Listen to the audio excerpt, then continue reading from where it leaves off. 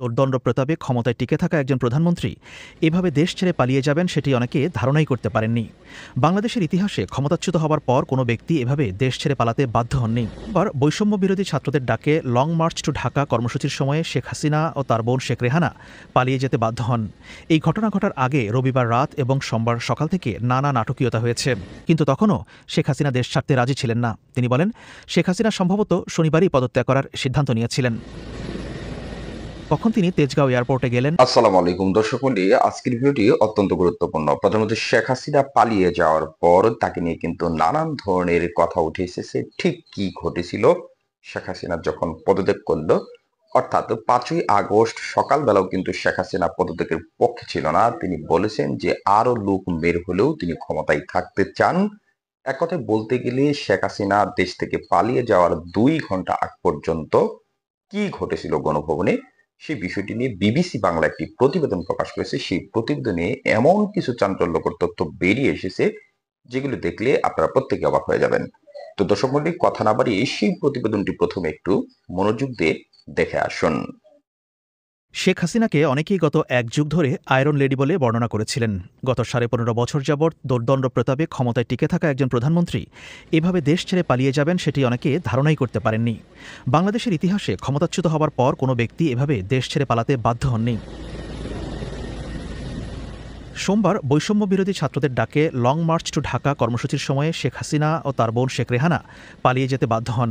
এই ঘটনা ঘটার আগে রবিবার রাত এবং সোমবার সকাল থেকে নানা নাটকীয়তা হয়েছে। রোববার সারা দেশে আওয়ামী লীগ নেতাকর্মীদের সাথে বিক্ষোভকারীদের সংঘাতে প্রায় 100 মানুষ নিহত হয়, বেশ কিছু পুলিশ সদস্য নিহত হয়েছিলেন। সেদিন বিকেলে আওয়ামী লীগের কয়েকজন সিনিয়র নেতা এবং উপদেষ্টা শেখ হাসিনাকে জানান যে পরিস্থিতি নিয়ন্ত্রণের বাইরে চলে গেছে। বিক্ষোভকারীদের প্রতিরোধের মুখে বিভিন্ন জায়গায় আওয়ামী লীগের নেতারা পিছু হটেছে, কিন্তু শেখ হাসিনা পরিস্থিতি মানতে নারাজ ছিলেন। তিনি ধারণা করেছিলেন পরিস্থিতি নিয়ন্ত্রণে রাখা যাবে শক্তি প্রয়োগ করে, কিন্তু নিরাপত্তা বাহিনীর ঊর্ধ্বতন কর্মকর্তারা তাকে ধারণা দিয়েছিলেন যে এটি আর সামাল দেওয়া যাবে না। তারপরেই তিনি পদত্যাগ করার মানসিক প্রস্তুতি নেন। শেখ হাসিনার ছেলে সজীব ওয়াজেদ জয় বিবিসিকে বলেন, রোববার থেকে তার মা পদত্যাগের কথা চিন্তা করছিলেন। নাম প্রকাশে অনিচ্ছুক সামরিক বাহিনীর একজন ঊর্ধ্বতন কর্মকর্তা বিবিসি বাংলাকে বলেন, শেখ হাসিনা কখন পদত্যাগপত্রে স্বাক্ষর করেছেন এবং কখন হেলিকপ্টারে উঠেছেন সেটি কেবলমাত্র জানতেন স্পেশাল সিকিউরিটি ফোর্স এবং প্রেসিডেন্ট গার্ড রেজিমেন্ট এবং সেনা সদরের কিছু ঊর্ধ্বতন সামরিক কর্মকর্তারা। পুরো বিষয়টি করা হয়েছিল বেশ গোপনে। সেনাবাহিনীর সূত্রে বিবিসি জানতে পেরেছে, সোমবার বেলা 11টার মধ্যেই শেখ হাসিনা গণভবন ছেড়ে গেছেন। সেখান থেকে বাংলাদেশের হেলিকপ্টারে করে ত্রিপুরার আগরতলায় পৌঁছান তিনি। এরপর একটি বিমানে চেপে শেখ হাসিনা ও শেখ রেহানা দিল্লি পৌঁছান। কর্মকর্তাদের সঙ্গে কথা বলে বিবিসি বাংলা বুঝতে পারছে, শেখ হাসিনা তার হাতে 2টো অপশন খোলা রাখতে চেয়েছিলেন। দেশ ছেড়ে যাবার ব্যাপারে প্রস্তুতিও যেমন ছিল, তেমনি শেষ মুহূর্ত পর্যন্ত বল প্রয়োগ করে ক্ষমতায় টিকে থাকতে চেয়েছিলেন তিনি। কিন্তু সেনাবাহিনীর কর্মকর্তারা আর বেশি রক্তপাত হোক সেটি চাননি। রোববার দেশের বিভিন্ন জায়গায় সাধারণ মানুষ এবং বিক্ষোভকারীরা সেনাবাহিনীর মাঠ পর্যায়ের সৈনিক এবং কর্মকর্তাদের সাথে মিশে গিয়েছিলেন। সে পরিস্থিতি পর্যালোচনা করে সেনাবাহিনীর ঊর্ধ্বতন কর্মকর্তারা বুঝতে পারেন যে পরিস্থিতি ক্ষমতাসীনদের নিয়ন্ত্রণের বাইরে চলে গেছে। 5ই আগস্ট সোমবার সকাল থেকে গণভবনমুখী সবগুলো রাস্তায় অনেক দূর থেকে পুলিশ ও সেনাবাহিনীর অবস্থান ছিল। সেনাবাহিনীর ঊর্ধ্বতন কর্মকর্তাদের সূত্রে জানা গেছে, শেখ হাসিনা যাতে নিরাপদে তেজগাঁও বিমানবন্দরে ঢুকতে পারেন সেজন্য এসব ব্যবস্থা রাখা হয়েছিল। অন্যদিকে সকাল 9টার দিকে দেশে ইন্টারনেট সংযোগ বন্ধ করে দেওয়া হয় 1.5 ঘণ্টার মতো।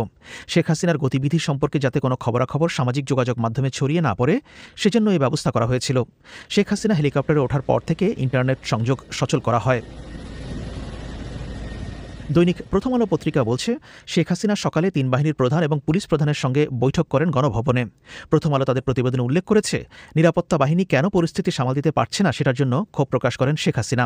শেখ হাসিনা এক পর্যায়ে আইজিপিকে দেখিয়ে বলেন যে পুলিশ ভালো কাজ করছে।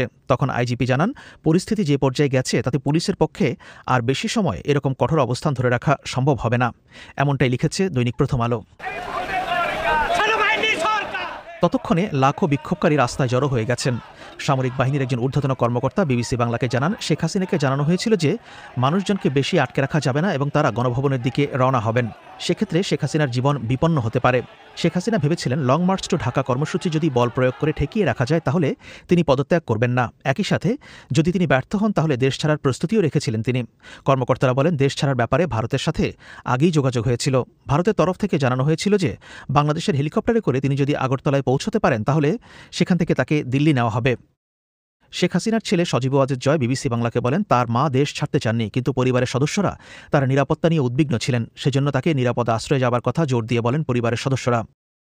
দৈনিক প্রথম আলো লিখেছে, ৫ই অগাস্ট অর্থাৎ সোমবার সকালে পুলিশ ও সামরিক বাহিনীর প্রধানেরা শেখ হাসিনাকে ক্ষমতা ছাড়তে রাজি করানোর জন্য তার বোন শেখ রেহানার সাথে আলোচনা করেন। তাকে পরিস্থিতি জানিয়ে শেখ হাসিনাকে বোঝাতে অনুরোধ করা হয়। শেখ রেহানা এরপর বড় বোন শেখ হাসিনার সঙ্গে আলোচনা করেন, কিন্তু তিনি ক্ষমতা ধরে রাখতে অনড় থাকেন। এক পর্যায়ে বিদেশে থাকা সজীব ওয়াজেদ জয়ের সঙ্গেও ফোনে কথা বলেন শীর্ষ কর্মকর্তা। এরপর জয় তার মায়ের সঙ্গে কথা বলেন, তারপর শেখ হাসিনা পদত্যাগে রাজি হন। এমনটাই লিখেছে দৈনিক প্রথম আলো। শেখ হাসিনার ছেলে সজীব ওয়াজেদ জয় বিবিসি বাংলাকে বলেন, তার মা স্বেচ্ছায় দেশ ছাড়তে চাননি, সে পদত্যাগ করার সিদ্ধান্ত নিয়েছিল। তিনি ক্ষমতা ছেড়ে দিতে চাওয়ার পরেও কেউ কেউ গণভবনের দিকে মার্চ করে যেতে চাচ্ছিল। তাদের উদ্দেশ্য ছিল সহিংসতা করা, তার মাকে হত্যা করতে চেয়েছিল। সোমবার বাংলাদেশ সময় সকালে তার মায়ের সঙ্গে কথা হয়েছিল বলে জানান সজীব ওয়াজেদ জয়। তিনি বলেন, তার খালা শেখ রেহানা তার মায়ের সঙ্গে ছিলেন, তাদের জন্য হেলিকপ্টার প্রস্তুত করা ছিল, কিন্তু তখনও শেখ হাসিনা দেশ ছাড়তে রাজি ছিলেন না। তিনি বলেন, শেখ হাসিনা সম্ভবত শনিবারই পদত্যাগ করার সিদ্ধান্ত নিয়েছিলেন। কখন তিনি তেজগাঁও এয়ারপোর্টে গেলেন এবং সেখান থেকে তিনি কি আগরতলা গিয়েছিলেন নাকি সরাসরি দিল্লি গিয়েছিলেন, এসব প্রশ্নে মিস্টার ওয়াজেদ পরিষ্কার করে কিছু বলতে পারেননি। তিনি বলেছেন, তিনি শুধু জানেন যে তার মা শেখ হাসিনা হেলিকপ্টারে করে ঢাকা ছেড়েছেন।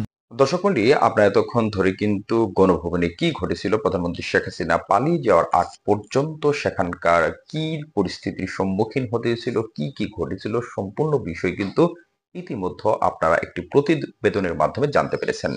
বিবিসি বাংলার এই প্রতিবেদনে একেবারে এ টু জেড কিন্তু আপনাদের ইতিমধ্যে বোঝার কথা যে সেদিনকার কিভাবে কি হয়ে গেল, যেখানে শেখ হাসিনা কয়েক ঘন্টা আগেও কিন্তু প্রত্যেকটা বাহিনীকে বলেছিল, বিশেষ করে সেনাবাহিনীর প্রতি তার জোর দাবি ছিল তারা যেন আন্দোলনকারীদেরকে যেভাবেই হোক, গুলি করে হোক, মেরে হোক, ধরে হোক, তাদেরকে প্রতিহত করে।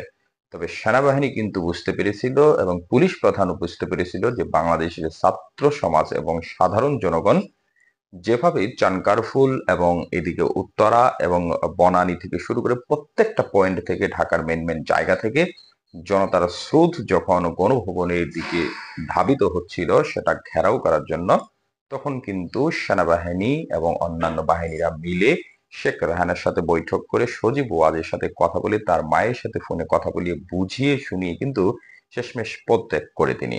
এর আগ পর্যন্ত তিনি কিন্তু পদত্যাগ করবেন না, অনড় ছিলেন তার জায়গায়, কিন্তু শেষমেশ তিনি কিন্তু পদত্যাগ করতে বাধ্য হন এবং ৪৫ মিনিট সময় কিন্তু তাকে বেঁধে দেওয়া হয়েছিল।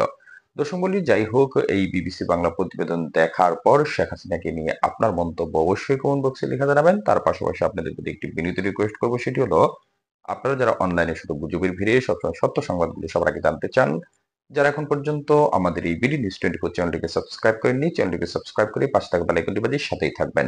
ধন্যবাদ সবাইকে। আসসালামু আলাইকুম।